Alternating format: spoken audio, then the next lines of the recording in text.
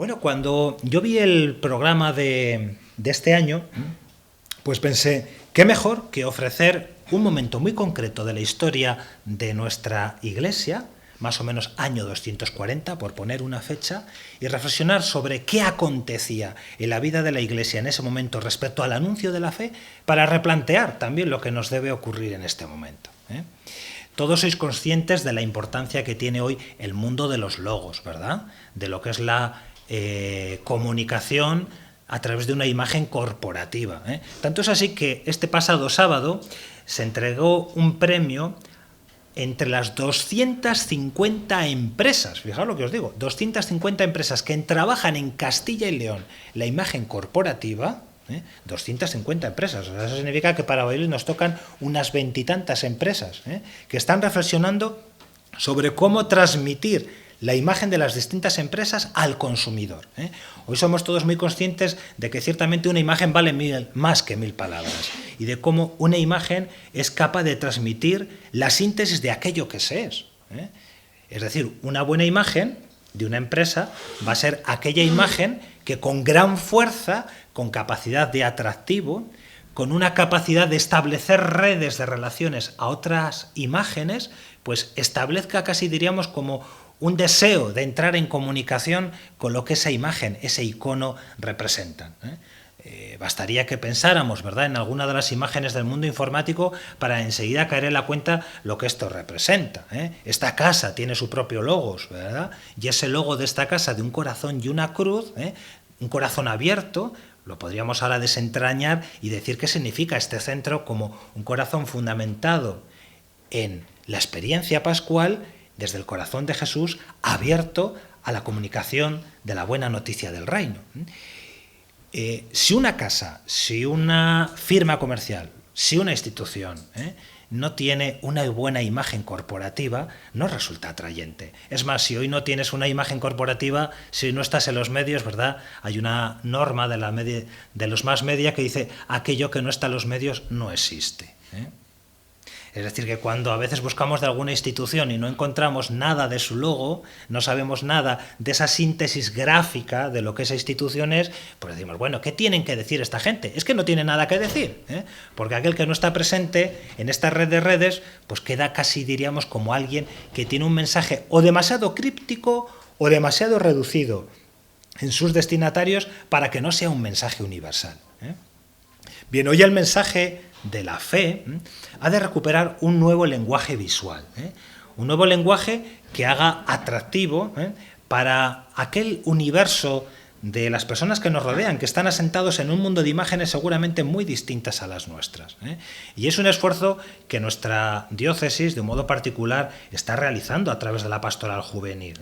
Si viéramos un poco, pues algunos de los últimos encuentros que hemos tenido, pues están fundamentados en este deseo de que la imagen, el icono, el eikon y el logos, dos palabras de las que vamos a versar ahora, pues no estén separados, que imagen y palabra, mensaje y medio que lo comunica estén en perfecta armonía y sean la síntesis de aquello que queremos transmitir. Porque evidentemente lo que no podemos anunciar es una cosa distinta a la que estemos dispuestos a ofrecer. Fijaos si tiene esto fuerza que hace unos días pasábamos en los centros de secundaria una de estas pruebas que la Junta de Castilla y León plantea para los muchachos de segundo de la ESO y les planteaba como reto intelectual esto, analizar un logo de una empresa comercial, en este caso era una marca de leche, donde no había coherencia entre lo que se anunciaba y lo que se ofrecía. Y ellos tenían que descubrir ese punto. Bueno, pues mirad, a mí me ha llamado la atención, el 97% de nuestros alumnos dedujeron perfectamente esa incoherencia que había entre imagen y mensaje, entre logos e icon. Hoy yo creo que la Iglesia debemos tener el reto de que nuestra imagen y nuestro mensaje vayan en una sana coherencia. No estemos anunciando un mensaje al hombre de hoy a través de una imagen ya caduca, o por el deseo de renovar e innovar nuestra imagen, no estemos siendo fieles a lo que es la verdad de nuestro mensaje. Por eso os propongo, casi como una reflexión muy rápida, lo que aconteció en la Iglesia en torno al año 240. Casi me voy a aparcar ahí, que es un año muy redondito, 240, ¿verdad? Y que intentemos después, al final de de esta pequeña reflexión hacer una síntesis también de lo que esta página de la historia nos enseña. Estamos hablando de el origen de la imagen cristiana, un origen que ha sido reflexionado en numerosas ocasiones desde que André Grabar publicó un estudio, pues que ya es un clásico, sobre el nacimiento del arte cristiano o los orígenes de la iconografía cristiana. Más o menos nos situamos todos en el periodo en el que estamos hablando, ¿verdad? Estamos hablando, bueno, voy a proyectar este mapa, casi mejor lo entendemos, mediados del siglo III. La realidad de la Iglesia es que está disfrutando de un periodo de una cierta paz, después de las serias persecuciones que se habían vivido y las que vendrán hacia el año 290, y después de un periodo donde los cristianos vivían en una sociedad, le llamamos el helenismo, donde la imagen lo era todo, donde diríamos, hoy nos llegan las imágenes a través de Internet. Bueno, pues yo creo que aquella sociedad estaba saturada de imágenes. Y los discursos iconográficos de la sociedad helenística ya estaban, vamos, más que súper exprimidos. Ante ese riesgo de imagen, los cristianos habían manifestado como una nueva religión sin imágenes. Era una religión anicónica. Hoy los estudiosos le llaman así. El cristianismo, hacia el año 240, carecía de imágenes. Claro, todo esto es muy fácil de entender. ¿Por qué?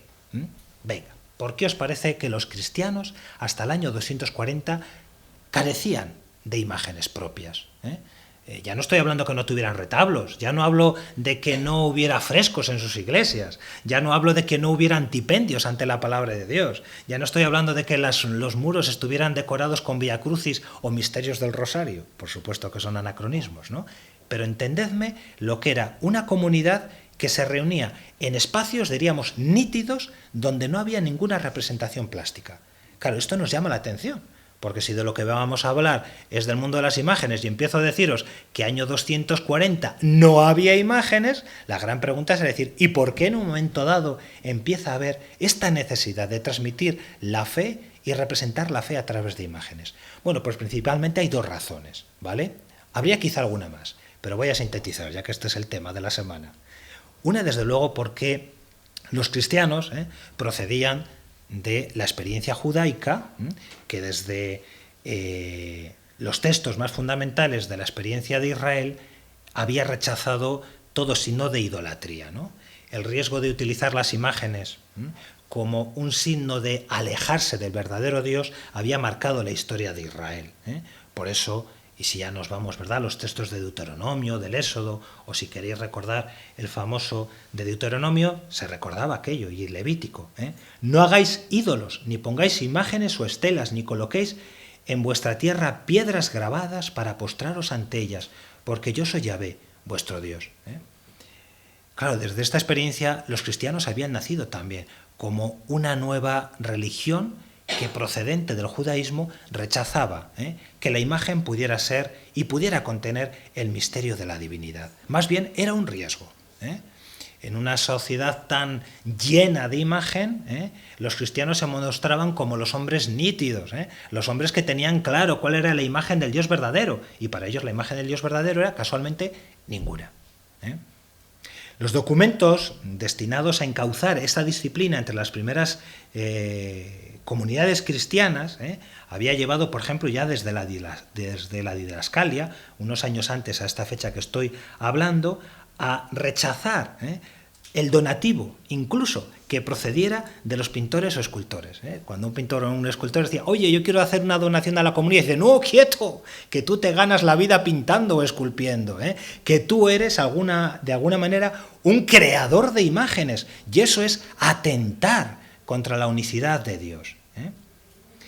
Incluso en las constituciones apostólicas de finales del siglo IV, ¿verdad?, se habla de que se excluya de la Iglesia a los pintores, y que no pueda haber entre ellos creadores de imágenes porque son como las nuevas prostitutas, dicen. Qué serio, ¿verdad? Cuando luego para nosotros Fray Angélico es un gran pintor, pretender entender la historia del posterior arte cristiano desde esta experiencia nos lleva a preguntarnos qué pasó en el año 240 para que todo esto cambiara de identidad. Bueno, pues mirad, permitidme esta imagen un poco infantil. Lo que ocurrió es una obra del Espíritu. Si pensamos lo que se estaba escribiendo en Orígenes, Tertuliano, Cirilo de Alejandría incluso, nos resulta algo realmente convulsivo el que solo pudo ser obra del Espíritu de Dios y de la libertad del Espíritu para que todo esto cambiara apenas en un decenio. Y además para que se produjera en lugares totalmente distintos de la experiencia cristiana. Tanto en Alejandría, tanto en Siria, como en mi tierra, en la Bureba. En un periodo muy homogéneo, más o menos 240, 250, comienza una profusión de imágenes que aquello fue increíble. Sobre todo, además, si planteamos otra cosa, y es que en aquel momento no existía la red de redes de comunicación que nosotros poseemos. No se oía a las 7:15 de la tarde, anuncio una gran alegría, habemus papam, y todo el mundo se enteraba a la vez. Una comunicación de Roma a cualquier punto del imperio tardaba meses, años. Y sin embargo, en un periodo relativamente breve, como os digo, encontramos manifestaciones plásticas que ocurren por todo el imperio y que no tienen ninguna cohesión entre ellas y que además responden a programas de lo más diverso. Tanto es así que unos poquitos años después, hacia el 250, nos encontramos que ya la Iglesia intenta como un poco poner concilio, acuerdo, una reflexión en torno a eso que ha suscitado la base del pueblo de Dios y que, como vais a ver ahora en breve, no nace de talleres especializados, sino de la obra de artesanos, es decir, gente que en su taller él era cristiano, no era artista, porque si no ya hemos oído antes que no podía ni dar dinero ni siquiera a la comunidad, ni mucho menos pertenecer, si venía del gremio de San Lucas. Bueno, pues aquellos que venían del gremio de San Lucas tardaron en incorporarse a la comunidad cristiana. Pero sin duda que en aquellas comunidades cristianas había gente que sabía hacer cosas sencillas, como lo hacen, ¿verdad?, en nuestro arte pastoril, los pastores que empiezan a tallar imágenes sencillas con su navaja, ¿verdad?, hacen incisiones en una madera, o gente que con un punzón pues hace una incisión en una pared, o gente que pinta con un graffiti. No son grandes artistas, pero manifiestan una sensibilidad artística. Bueno, pues mira, si os transmitiera mi síntesis personal, y esto digo ya es personal, ¿verdad?, del por qué surge el primer arte cristiano y este deseo de sintetizar la fe a través de imágenes, yo deduzco tres cuestiones. Una, desde luego, que tiene que ver con elementos sociológicos, ¿vale? Ciertamente entre estos años 240 hay un periodo de cierta calma después de las persecuciones. Y también hay un fenómeno importante que tener en cuenta. Muchas veces los judíos estuvieron instigando al poder romano en que persiguiera a la iglesia naciente. Claro, la iglesia naciente sabía que si manifestaba imágenes, todavía se ganaban más la ira de esos judíos influyentes. Y entonces había existido hasta el año 240 como un deseo de decir, quietos, quietos, no pongamos nerviosos a los judíos, incorporando imágenes a nuestro culto, porque entonces ya, vamos, no es que nos vayan a perseguir solamente los romanos, que nos van a perseguir de cielo y tierra. Entonces, los cristianos se habían visto como intimidados en su deseo natural de manifestar su fe a través de imágenes por la apropiación de control que sobre ellos ejercían los judíos. Y temiendo que estos les delataran, habían restringido el uso de imágenes. Sin embargo, en este periodo de calma, los cristianos empezaron a plasmar imágenes que eran, ante todo, representaciones gráficas de los grandes símbolos de la liturgia, de la plegaria, de los rituales. Esta sería una razón que manifestase por qué hacia el 240 encontramos manifestaciones plásticas en lugares tan diversos del imperio. En primer lugar, como os digo, obra artesanal de los propios cristianos, incisiones hechas en el muro, sin más, grafitis hechas con un carbón, y progresivamente obras de artistas que se fueron convirtiendo y quizá también por la acción de los cristianos un poco, diríamos, de consideración social más alta, que pagaban la obra de artistas y que después reinterpretaban desde un mensaje religioso. Es decir, hacían una obra que aparentemente no tenía un significado religioso, pero después se le rebautizaba esa imagen para que tuviera un significado. Lo vamos a ver. Una tercera razón, desde luego, también tiene que ver con el mundo iconográfico, y es que el helenismo, por este momento, la cultura helénica, estaba ya como excesivamente exprimida. Aquello ya no daba para más, es decir, ya no había más que rascar, o sea, ya la mitología había llegado, la reflexión incluso seria sobre la mitología, había llegado a un punto que la crítica hacia la misma era tal que no tenía ya sentido. ¿Qué hacíamos? Pintando otra vez las historias ya archiconocidas de la metamorfosis de Virgilio, o las historias de la Eneida, o las historias tan reiteradas de la Odisea y la Ilíada. Entonces había como un deseo de nuevos temas, sacar nuevas fotografías, algo que diera una nueva plasticidad. Y sobre todo los artistas estaban muy deseosos de que en sus talleres llegaran nuevos encargos. Por último, hay una reflexión mayor, esta que os hacía antes un poco con este dibujo, y bueno, así nos sirvió un poco también para cambiar el tono de lo que estamos viendo. Paul Endokimov, un teólogo oriental famosísimo del siglo XX, entiende que la propia revelación, es decir, que fue obra de Dios, que el Espíritu de Dios mostró una cierta frescura al suscitar un nuevo modo de manifestar la experiencia de la fe. Casi diríamos que hasta este momento la Iglesia había sido la Iglesia del Logos, la Iglesia de la palabra, la Iglesia de la transmisión oral, la Iglesia que con la palabra, ¿verdad?, hacía vida los sacramentos. Pero también es cierto que estos mismos autores que antes os mencionaba, Tertuliano, Orígenes, Cirilo de Alejandría, cuestionaban el hacer de los artistas, también ellos empezaron a dar vueltas a textos que son muy significativos para la experiencia cristiana, sobre todo de la teología joánica, y me refiero al prólogo del Evangelio de Juan y algunos pasajes de las cartas y de la carta a los hebreos. Entre esta reflexión que fueron haciendo estos padres del pensamiento cristiano, empezó a vislumbrarse que el logos, hologos, la palabra, el verbo, era también hoeikon, es decir, la imagen. Y que la palabra de Dios no era percibida solo por el oído. La palabra de Dios necesitabas, puesto que se manifestaba, y la manifestación no es fundamentalmente un hecho auditivo, sino un hecho visual, esa palabra que se ha manifestado necesitaba manifestarse en el espacio y en el tiempo, y por lo tanto tener forma de imagen, de icon. De ahí que el texto de la primera carta de Juan, os anunciamos la palabra de vida, la vida que se ha manifestado y que nosotros la hemos visto. ¿Os dais cuenta? Una palabra que ha sido vista, ¿cómo es eso? Será una palabra que hemos oído, ¿no? Claro. Entonces, este texto fundamental va a dar origen a la teología de la imagen. Es decir, la palabra no solamente se escucha, no solamente es dialógica, no solamente crea encuentro dialogal, sino que también la palabra se manifiesta y por lo tanto crea imagen y por lo tanto entra en comunión visual.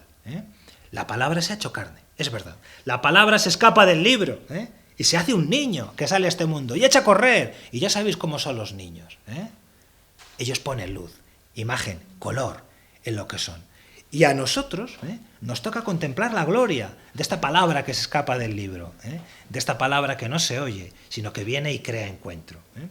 Por eso fijaos qué hermoso es este texto de San Ireneo de Lión, en Adversus Hereses, cuando dice: desde el comienzo, la palabra había anunciado que Dios sería contemplado por los hombres, que viviría y conversaría con ellos, que se haría presente a la criatura por él modelada para salvarla, y dice, para dejarse aprender, es decir, agarrar. Es decir, la palabra no es inmaterial, la palabra suscita ser acogida, ser abrazada. A la palabra no se la puede escuchar de brazos cruzados, ¿verdad? La palabra necesita ser acogida con disponibilidad. Y estos cristianos, ¿verdad?, de este año 240, repito, como un símbolo, ¿verdad?, pues se dieron cuenta de que esto era verdad, de que la palabra tenía que cobrar forma, de que la palabra no podía ser solo flatus vocis, debía tener una corporeidad, debía ser un sacramento, de modo más manifiesto. De ahí, ¿verdad?, que poco a poco empezamos en apenas, no voy a decir un decenio, permitidme la simpleza en decirlo, no, pero diríamos en un periodo muy breve de tiempo a encontrar una creatividad impresionante. Y es de la que os quiero hablar. Desde luego no hay duda que fue el pueblo sencillo, y como siempre el sensus fidei, el que empujó esta obra y el que de alguna manera les llevó a los responsables, espirituales y guías de la comunidad cristiana a hacer una reflexión sobre eso que estaba aconteciendo, casi diríamos de un modo sencillo. Seguramente un día un niño se aburre en la celebración y empieza a pintar, como hacen los nuestros hoy, y empieza a pintar en la pared. Y años después, ¿verdad?, al poco tiempo, una cristiana viene con algo que se ha tatuado o algo que se ha bordado. O alguien llega un día y se atreve en el mantel donde celebramos la palabra o la Eucaristía a poner allí una imagen bordada. Y poco a poco cada vez hay menos gente que se lleva las manos a la cabeza.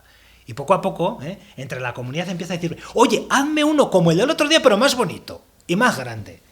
Y lo que ha hecho este niño, mira qué bonito es, se merece un aplauso. Posiblemente, la plástica cristiana y el arte cristiano comenzara así, como una revelación de los sencillos y como una manifestación pues tan sencilla, fijaos, tan sencilla, que tuvieron que pasar años, cuando los primeros artistas ya admitidos en la comunidad cristiana y ya valorados no como adoradores de la imagen y del falso Dios, sino como adoradores del Dios verdadero, los que fueron creando ya imágenes de una cierta... diríamos, de un cierto valor plástico. Y os pongo estas dos imágenes para que lo comparéis. Apenas distan entre ellas unos años, pero nos damos cuenta que la una es obra de un, no sé, aburrido, ¿verdad?, en el buen sentido de la palabra, alguien que un día hizo una incisión, y que el otro es una obra plástica de un cierto relieve, casi ya, diríamos, de técnica impresionista. El mismo tema, El buen pastor. Una hecha por un cristiano seguramente desde la buena intención, y la otra encargada ya pues a alguien que conoce la técnica de la pintura pompeyana, que por entonces en el cuarto estilo estaba muy de moda. Bien, quizá este tema del que os voy a hablar, y es cuáles fueron los grandes temas que quisieron ser la síntesis de la fe cristiana, manifestada por la propia comunidad. Y además, esto viene lo importante, ¿no? Cuando alguien hace una imagen, no es solamente para quedarla de puertas adentro, sino sobre todo es para manifestarlos, lo que os decía antes. La imagen posee una imagen corporativa, es decir, habla de quiénes somos, habla de qué es lo que creemos. Es la síntesis de cuántos somos. Entonces vamos a intentar, como recorrer ahora de modo muy rápido, cuáles fueron esas grandes convicciones de la primera comunidad cristiana de cómo se sentían y qué era lo que tenían que decir a la gente. Cuando alguien va, ¿verdad?, a un templo hindú, o quizá los hindúes dicen cuando uno va a una iglesia barroca, no lo sé, bien, ambos. Cuando entramos en un edificio donde hay demasiados mensajes, casi siempre nos perdemos, ¿verdad? No sabemos, pues ¿esto qué es? Este retablo, ¿quién es aquella santa? ¿Qué es esto? ¿No? Bueno, si vamos a un templo hindú, nosotros nos perdemos, pero es que si ellos vienen a nuestra iglesia, nos dicen lo mismo, ¿no? El otro día pasaba por allí una persona no creyente por Zaratán y dice, pero ¿cuántas vírgenes tienen ustedes? La del Carmen, la otra seguida, ¡hala! 4 vírgenes todas seguidas. Digo, bueno, pues no es una sola, es una sola. Pero esto, claro, quien no conoce nuestra experiencia cristiana dice, pero ¿cuántas vírgenes hay? ¿Una o varias? No. Es importante también manifestar la sencillez de nuestra imagen para no confundir, ¿verdad? Y esto es algo que también las grandes empresas de imagen corporativa, como os decía, si sentáramos aquí a aquellos 240 representantes el otro día en la entrega de premios de Zamora, nos dirían, Iglesia del año 2013, hay que aclararse un poco el discurso iconográfico con el cual nos acercamos a las personas más alejadas de la fe, para que les ayudemos también a ir entrando. Me comentaba hace unos días una persona, ¿no?, que sigue un poco el tema de los movimientos religiosos. Decía, ¿te das cuenta cómo casi todos los grandes movimientos religiosos a la hora de evangelizar son como muy sintéticos a la hora de utilizar imágenes, ¿no? O sea, no podemos sacar, yo qué sé, este gran batallón de imágenes que tenemos, cada una de nuestras iglesias, que es como un pequeño museo del Prado, o sea, hay imágenes para todo, ¿no? Entonces, hemos de ser también como muy escuetos, muy sucintos, a la hora de manifestar en el querigma, también nuestra propia imagen corporativa, ¿eh? Es decir, ser como muy nucleares, ir a la raíz de aquello a lo que creemos. No podemos irnos a la periferia de un árbol tan grande donde da todo tipo de frutas, sino ir a lo esencial, ir a la síntesis. Bueno, pues mirad, cuando aquella iglesia empezó a reflexionar y decir, ¿qué tenemos que decir de Jesús? Por ejemplo, pues cayeron en la cuenta fundamentalmente que de Jesús había que decir 3 o 4 cosas. Una muy clara: Jesús es el buen pastor. Este Cristo pastor, que se manifiesta como un hombre sencillo, vestido con una túnica corta, que lleva una oveja sobre sus espaldas, esta figura que se remonta a una imagen anterior al cristianismo, nada más y nada menos que casi un milenio, cuando ya en el mundo de Oriente se representaba al crióforo, es decir, a la figura que llevaba el cordero ante el altar, donde el sacerdote debía sacrificar a esa víctima elegida. Este crióforo, que aparece en el arte hitita y mesopotámico, varios milenios antes de Jesús, y que sobre todo en la Grecia arcaica cobra esa forma tan conocida del moscóforo, de la Acrópolis, que seguramente todos hemos visto, que algunas veces hemos dicho, bueno, aquí está la génesis o el referente gráfico a la hora de crear esta imagen tan querida en la tradición cristiana, que es la imagen del buen pastor, el hombre que porta un carnero sobre sus hombros, a 4 patas unidas de 2 en 2 sostenidas por su mano. Sin embargo, esta es una imagen que en el mundo romano estaba totalmente difundida, que era un elemento, pues casi diríamos que cualquiera en su casa tenía la imagen de este pastor. Es decir, que lo primero que hicieron los cristianos fue tomar imágenes ya conocidas. Yo a veces a los chicos, cuando les explico estas cosas, les digo, ¿no os parece que Jesucristo podríamos representarle también con el símbolo de una arroba? Digo, si habláramos de Jesucristo con el símbolo de una arroba, ¿qué estaríamos diciendo de él? Entonces ellos enseguida, claro, es que él es el mediador, él es por el cual el mensaje llega, él es el que nos pone en relación con... Es decir, habría signos también de nuestra cultura que nos servirían para representar el significado. Si hoy aquellos cristianos del 240 vivieran en el 213, pues igual hubieran cogido la arroba como un signo de representar la figura de Jesús. O hubieran cogido pues la F del Facebook para hablar de cómo Cristo es la imagen de Dios, el rostro de Dios, etc. Entonces, aquellos primeros cristianos, toman imágenes que son perfectamente culturales, que cualquier miembro que no fuera de la comunidad cristiana tenía en su casa, y le hacen, sobre esa imagen cultural, le hacen una lectura. Evidentemente, ¿qué lectura hacemos sobre esta imagen? Por la que el Nuevo Testamento, o si ya nos lo queremos ver desde los cantos del siervo de Yahvé, pues tienen a lo largo del Antiguo Testamento.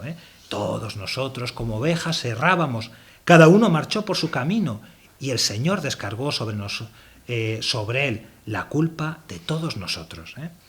También esta imagen del buen pastor no solamente relee los textos clásicos de Lucas 15 o los textos del Evangelio de Juan, donde Jesús se apropia a sí mismo esta imagen del pastor bueno.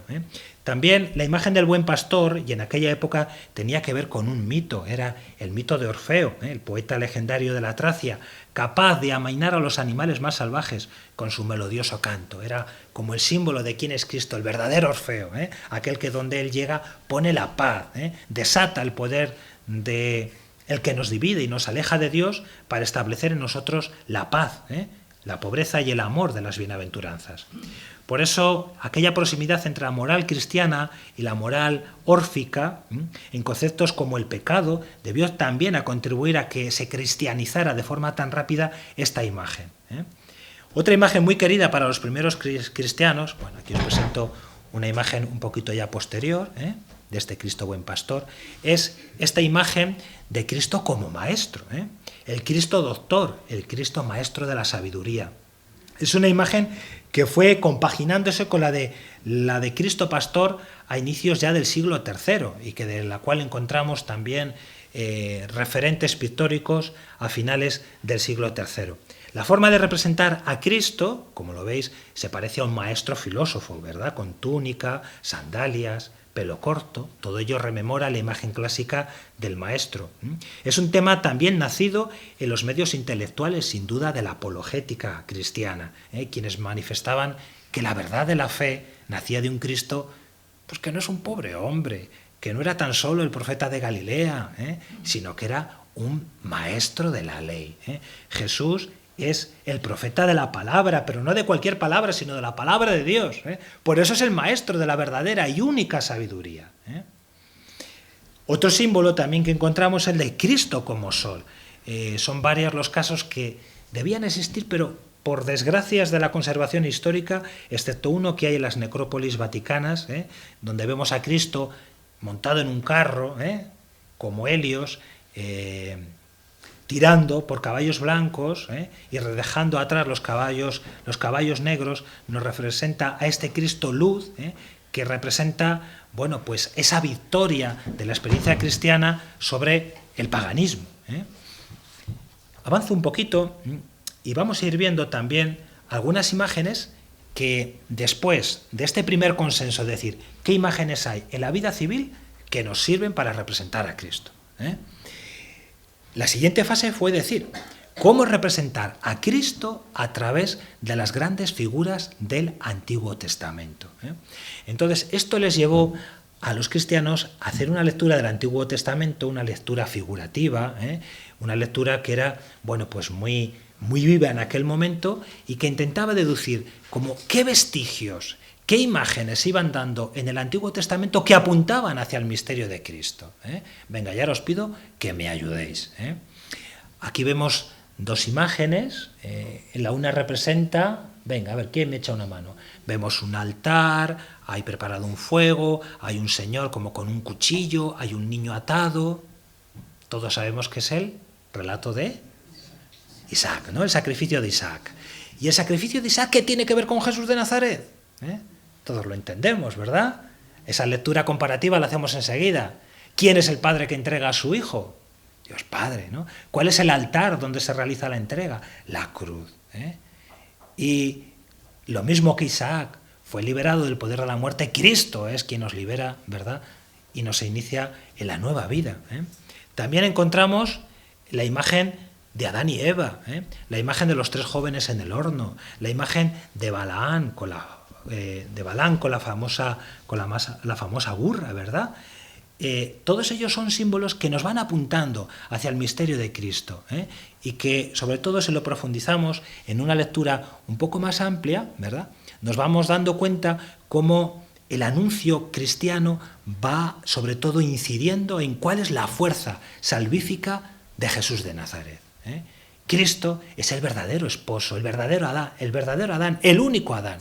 Por eso se reitera tanto el discurso y la representación gráfica de Adán y Eva.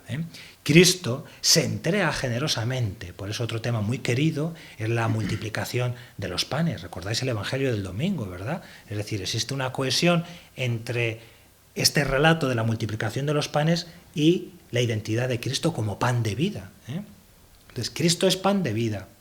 Cristo es el nuevo Adán, Cristo es el nuevo Isaac. También el relato de los magos insiste en esa misión de la Iglesia de que todo este mensaje no es para los colegas de siempre. Tenemos que salir a esos frigios, representados ahí en la forma de los tres magos. Los frigios eran en la época del helenismo como la representación de los extranjeros. Y entonces la Iglesia representa a los tres magos de Oriente, bueno, los magos de Oriente, según el texto de Mateo, con la imagen de tres frigios. Luego ya empieza a hacerse una lectura que va explicando la Escritura. No eran tan solo unos magos, sino que eran tres magos conforme a las tres ofrendas. Y estos frigios representan a toda la humanidad que necesita ser evangelizada, para la cual Cristo se ha manifestado. Es la epifanía de Dios. Podríamos también insistir, ¿verdad?, en, fijaos, Layos, Toledo, Astorga, Castilla y León. Es decir, existe como una sensibilidad común. Apenas seguramente había comunicación entre este taller y este. Posiblemente, al margen de que este sea un taller romano importado a Castilla y después ultimado, que era algo que se hacía mucho en aquella época, frente a este taller, que es un taller local, es un taller castellano manchego, en el buen sentido de la palabra, y este que aunque esté en Astorga es un taller romano, existe como un discurso muy semejante. Volvemos a los temas antes mencionados. Jesús es el verdadero Moisés, el que hace suscitar el agua. Jesús es el nuevo Adán. Jesús es el pan de vida. Jesús es la vida. Aparece allí representado el relato de la resurrección de Lázaro. Es decir, se entresaca del Antiguo Testamento y del Nuevo Testamento lo fundamental, la síntesis de quién es Jesús, sobre todo para una humanidad que estaba en aquel momento como muy centrada, no voy a decir obsesionada, ¿verdad?, pero como muy interrogada por la pregunta de qué es la salvación.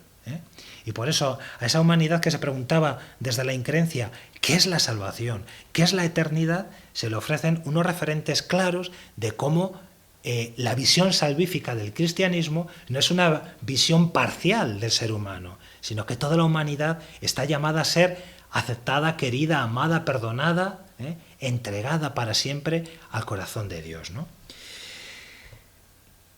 También los sacramentos se van representando poco a poco. Es evidente la representación del bautismo, ¿no?, casi de una forma un poco naif, ¿no?, como representación del nuevo y definitivo nacimiento.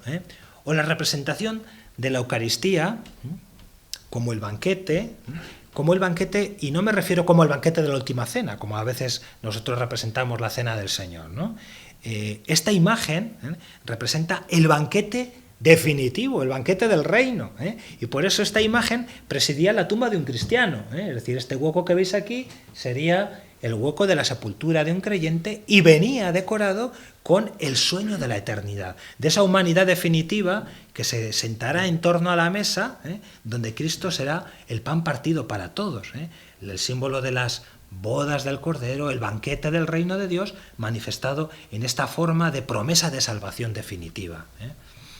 También encontramos relectura de algunos pasajes veterotestamentarios, ¿no? Se conserva muy mal esta imagen del profeta manifestando el nacimiento, según el texto de Isaías, capítulo 9, la Virgen concebirá y dará a luz un hijo, ¿no? Es decir, poco a poco las grandes profecías del Antiguo Testamento se van aplicando a Cristo el Señor y se representan también con imágenes, ¿no? Y casi voy acabando, para dejar, si queréis, un momentín de preguntas, que poco a poco la iconografía cristiana se va a ir volviendo pues mucho más compleja y ya no representará tan solo la verdad del misterio salvífico, la verdad de quién es Cristo, la verdad de cómo se le ha de representar a Cristo desde las figuras del Antiguo Testamento o desde las grandes experiencias neotestamentarias, sino que se representa también la vida de la Iglesia. En este caso que tenéis aquí, también más o menos hacia el año 270, ya se representa la experiencia de un creyente. Nacemos en la vida doméstica, donde se nos transmite la fe. Crecemos en el encuentro con Dios y estamos llamados al encuentro definitivo, ¿no? Toda la vida de un creyente como representado en lo que es su pertenencia a la comunidad cristiana. También podríamos añadir, bueno, pues además de estas figuraciones casi diríamos complejas en su plasmación, pues elementos mucho más comunes que utilizaron los cristianos, esta dimensión que os decía yo, de este cristianismo más popular, Todo esto, hombre, ya serían cristianos muy elaborados los que van diseñando estas imágenes, Todo esto otro que aquí ahora veis, estas incisiones representadas aquí, pues son como mucho más popular, como expresiones casi diríamos etnográficas de quién es Cristo, ¿no? Cristo es la paloma, Cristo es el crismón, la Ji, la Ro, símbolo de las iniciales de su nombre, Christos. Cristo es el Ixis, el Hijo de Dios y Salvador, representado bajo esa forma del pez. Cristo es también el pan de la vida, el alfa y la omega. Todos estos símbolos, ¿verdad?, que se conservan de modo muy, muy vivos en nuestra liturgia, cuando decoramos el cirio pascual, cuando representamos sobre un purificador, sobre un mantel. Toda esta plástica tiene su origen en aquel primer anuncio, ¿no? Yo casi os transmitiría pues un poco este reto de plantearnos y decir cuál es la imagen que de Dios necesita y cuál es la imagen que la Iglesia quiere dar de sí misma en este 2013. Cómo hacer síntesis de todo lo que somos, de clarificar nuestra propia misión, es decir, qué es lo que la gente necesita que nosotros les vayamos a contar. yo creo que es manifiesto que muchas veces, ¿verdad?, estamos planteando preguntas que nadie se hace, ¿eh? También es cierto que las tenemos que saber plantear, aunque sean preguntas que la gente se hace desde un signo interpelador, para que la gente haga suyas esas cuestiones que nosotros planteamos, ¿no? Y también es cierto que en este momento necesitamos una nueva plástica, una nueva imagen, ¿eh?, que vaya sugiriendo cómo transmitir el Evangelio hoy en día, ¿eh? Os he puesto pequeños ejemplos antes de una imagen de Fano, ¿verdad?, que creo que es, en este buen sentido de la palabra, un profeta de la nueva imagen, ¿eh?, porque niños y pequeños, ¿verdad?, nos sentimos interpelados por la fuerza como él sabe hacer síntesis del mensaje de un evangelio para el mundo de hoy, ¿no? Yo creo que necesitamos cristianos populares, ¿eh? En su época fueron estos de los grafitis, hoy es Fano a través de internet con sus dibujos los que vayamos manifestando una nueva imagen a la hora de transmitir un nuevo mensaje, ¿eh? Yo hay muchos domingos, ¿verdad?, que allá en Zaratán me basta una imagen de Fano para concentrar todo el valor del evangelio y que mucha gente diga, es verdad, es eso, me llega. Bueno, pues ojalá, ¿verdad?, esta ocasión de celebrar el corazón de Jesús nos haga ir al corazón de las cosas. Ir al corazón es saber ir a la síntesis, a la raíz, a lo vertebrador, ¿eh? Antes os decía qué importante es cuando concluimos un proceso formativo, intelectual, saber hacer una síntesis de todo ello. Hoy hasta los exámenes, ¿verdad?, de los estudios teológicos, pues no se le llama de reválida, que parece aquello yo que sé, ¿eh? Es el examen de síntesis, ¿eh?